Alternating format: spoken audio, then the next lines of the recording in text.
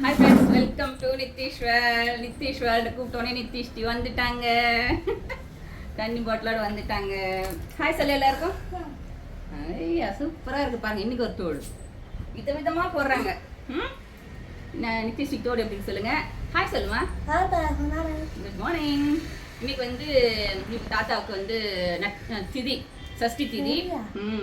அதனால என்ன பண்ண போகிறோம் இன்னைக்கு? வடை. வேற என்ன பண்ணுவோம்? பூஜை பண்ண போறோம் இன்னைக்குல. அமாவாசை பூஜை இல்லடி, மாலைப்பட்ச பூஜை. சரி, ஓகே. அவங்க இன்னைக்கு கூட இருக்கிறது நிச்சயம் அவங்க தாத்தாவுடைய பரிபூர்ணமான ஆசீர்வாதம் கிடைக்கும்னு நினைக்கிறேன். இன்னும் மேலே மேலே சிறப்புகள் கிடைக்கணும், அவளுக்கு நல்ல ஒரு முன்னேற்றம் கிடைக்கணும். லீவுங்கிறதுனால நம்ம செல்லக்குட்டி கூடவே இருக்கிறதுனால எனக்கு ரொம்ப ஹாப்பியாக இருக்கு. இன்னைக்கு தாத்தாவுக்கு சமையலில் ஹெல்ப் பண்ண போறா. இல்லை ஆமாம், ஹெல்ப் பண்ணுவியா? என்னெல்லாம் செய்வ? என்ன செய்வ? அம்மாவாசைக்கு அம்மாவுக்கு என்ன ஹெல்ப் பண்ணுவேன்? சூச்சையா. சரி, ஓகே. இன்னைக்கு என்னெல்லாம் பண்ண போகிறோம் அப்படிங்கிறத பார்க்கலாம். நம்ம நித்திஷ்டியும் செய்ய போகிறா.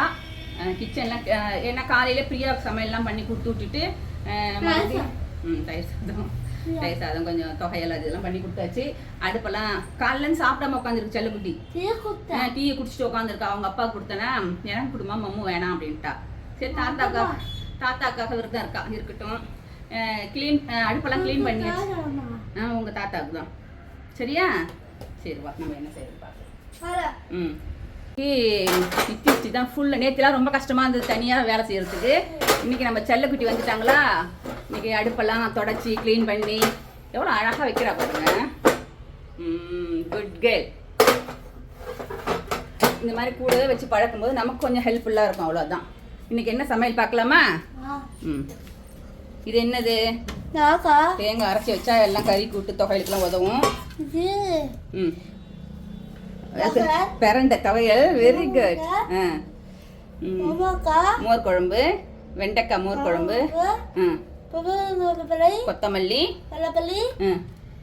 அவரைக்காய் கூட்டு, வாழைக்காய் கறி, நெல்லிக்காய் தான் போட்டு தயிர் பச்சடி. அப்படி சீவணுமா? சிப்ஸு. அதுக்கப்புறம் வாழைப்பூ. இப்படி நின்றுக்கோ, அப்படி நில்லு. வாழைப்பூ என்னம்மா வேணும் உனக்கு?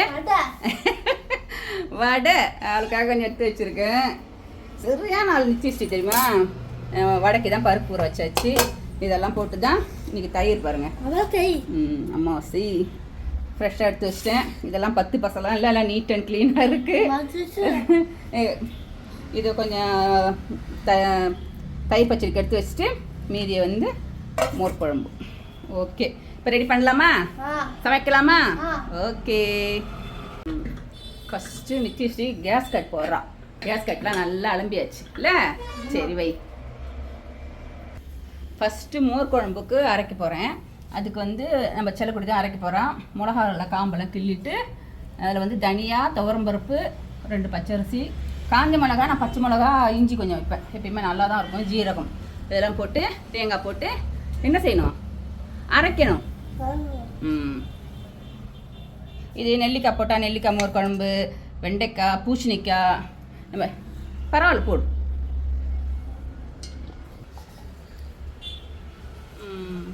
எனக்கு நித்திஷ்டி வயிற்றில் இருக்கும்போது எங்கள் அம்மா வந்திருந்தாங்க. ஒரு 10 டேஸ்க்கு முன்னாலே வந்துட்டாங்க.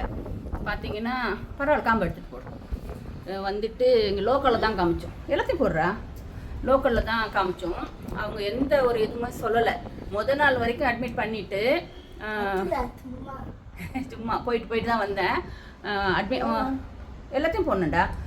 அட்மிஷன் போட்டுருவாங்க, ஈவினிங் அனுப்புவாங்க. ஒரு 2 டேஸ் அந்த மாதிரி இருந்தது. டெலிவரி பெயின் வந்தாச்சு எனக்கு. என்னன்னே தெரியல. நீங்கள் போயிட்டு நாளைக்கு வாங்கன்னு சொல்லி 2 நாள் ஸ்கேன் பண்ணி அனுப்பிச்சி விட்டாங்க. அதுக்கப்புறம் பார்த்தா எங்கள் அம்மா, என்னடி இது டெலிவரி பெயின் வந்துருச்சு, நீ மட்டும் போயிட்டு வந்துட்டுருக்க அப்படின்னு சொல்லிட்டு கேட்டாங்க. அப்புறம் மறுநாள் அன்றைக்கி நைட்டு வந்துட்டோம். காலையில் ஒரு 11 மணி போல் அட்மிஷன் போட்டாங்க. ஈவினிங் ஒரு 6:30 மணி போல் வீட்டுக்கு அனுப்பிச்சிட்டு நாளைக்கு காலைல வாங்க ஸ்கேன் பண்ணி மறுபடியும் பார்ப்போம், எனக்கு என்ன பெயின்னே தெரியல, வெரி குட் அப்படின்னு சொல்லி அனுப்பிச்சி விட்டாங்க. வீட்டுக்கு வந்துட்டு இருடா, அவ்வளோ தண்ணி வேணாம். வீட்டுக்கு வந்துட்டு நல்ல பெயின். மிட் நைட்லாம் என்ன பண்ணுறதுனே தெரியல. எங்கள் அம்மாவா திட்டுறாங்க. என்னது இது? இருமா இதை போட்டுக்கோ. என்ன இது? பெரிய ஜார் எடுக்கணும் நித்யா, பெருசு எடு, பெரிய ஜார் எடு. பார்த்தீங்கன்னா வந்துட்டு விடிய காலில் ஒரு 4-5 மணி போல் நல்ல பெயின் வந்துருச்சு. நல்லா டைட்டாக மூடுமா, டைட்டாக மூடு நல்லா. என்ன பண்ண மூட்டியா? சரி வை. என்னடா இது அப்படின்ட்டு அப்புறம் ஒரு 6-7 மணி போல் ஃபோன் பண்ணி கேட்டேன். நல்லா முட்டியாயிரு, இப்படி வச்சு இப்படி பண்ணணும், லாக் பண்ணணும்.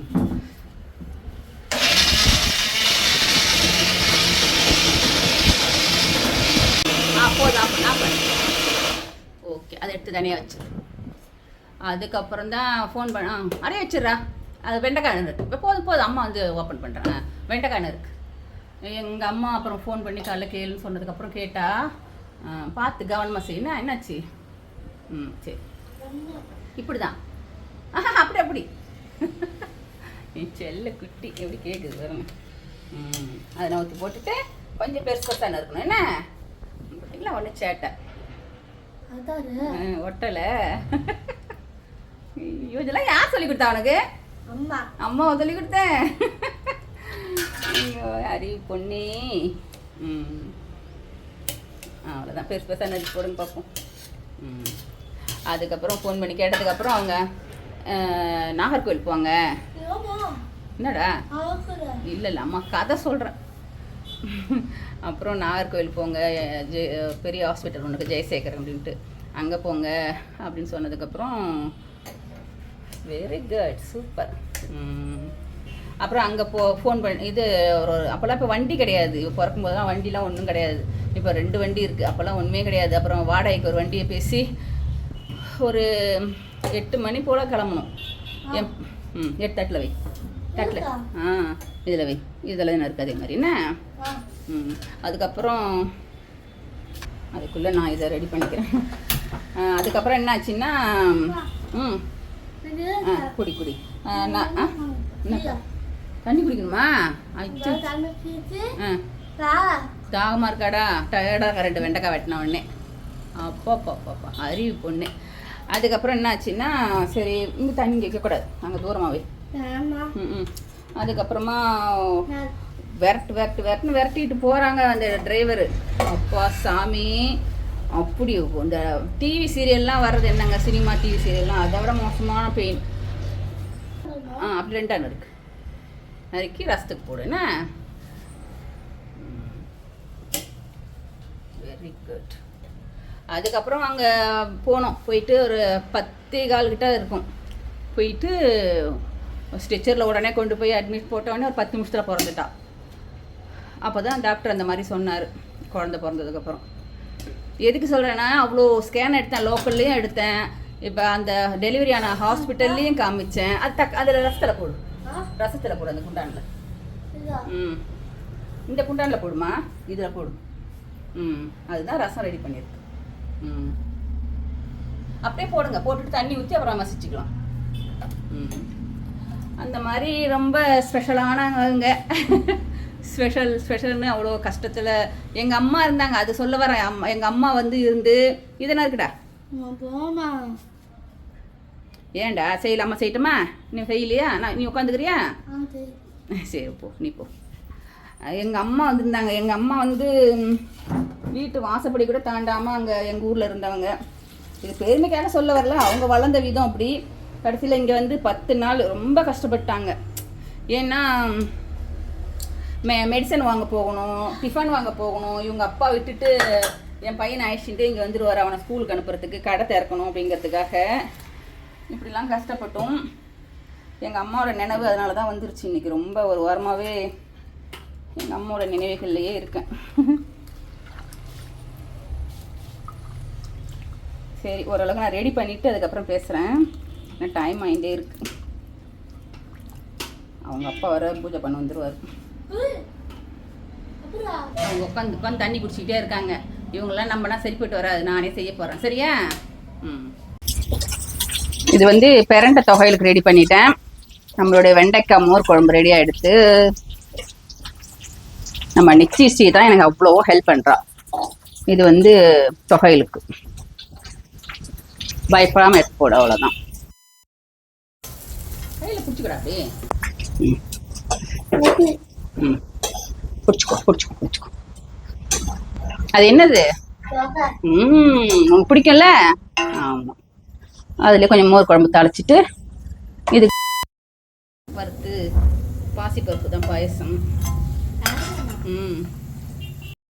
கறி எப்படி பண்ணுறதுன்னு கேட்டிருந்தாங்க. எப்பயும் போல தான் எல்லாரும் பண்ணுற மாதிரி தான்.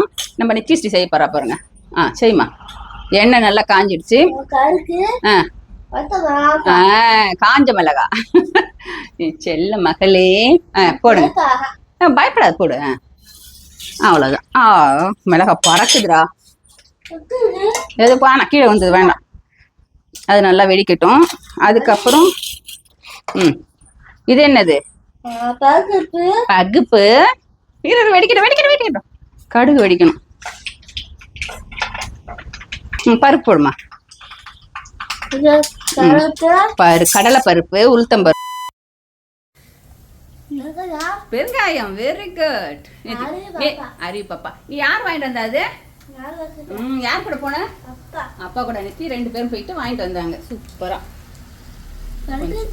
வெடிக்குது. ஆமா, கருவேப்பிலை வாங்கிட்டு வர எல்லாம். ஓகே, இது நல்லா செவந்தோடனே காயை போட்டு கொஞ்சம் தண்ணி ஊற்றி வேக வச்சிடணும். ஆமாம், கையால் எடுத்து போடு.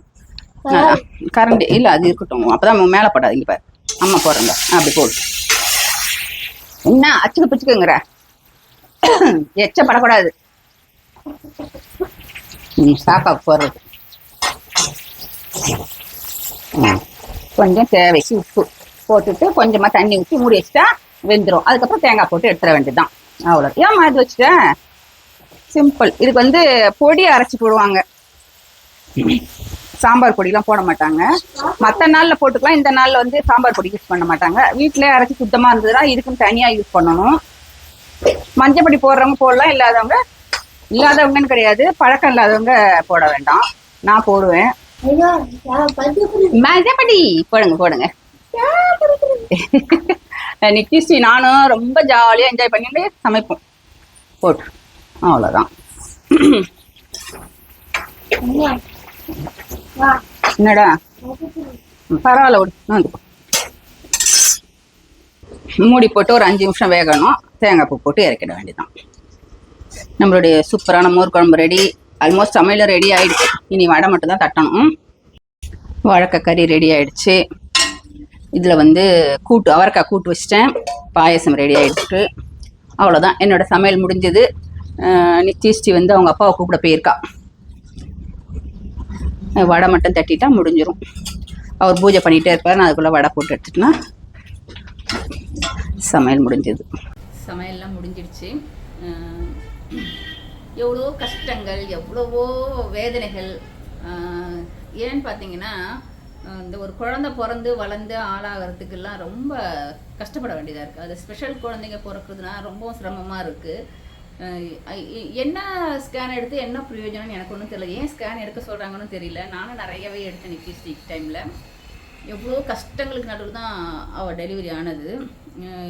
நினச்சி பார்த்தா ரொம்ப பயமாக இருக்குது. எங்கள் அம்மாவோட நினைவு ஏன் வருதுன்னா, அவ்வளோ கஷ்டப்பட்டுட்டோம் நாங்கள்.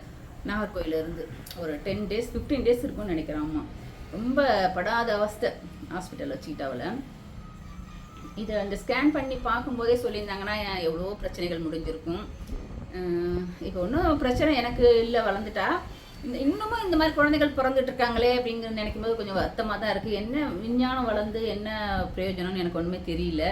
கஷ்டப்படுறவங்க பட்டுக்கிட்டு தான் இருக்காங்க.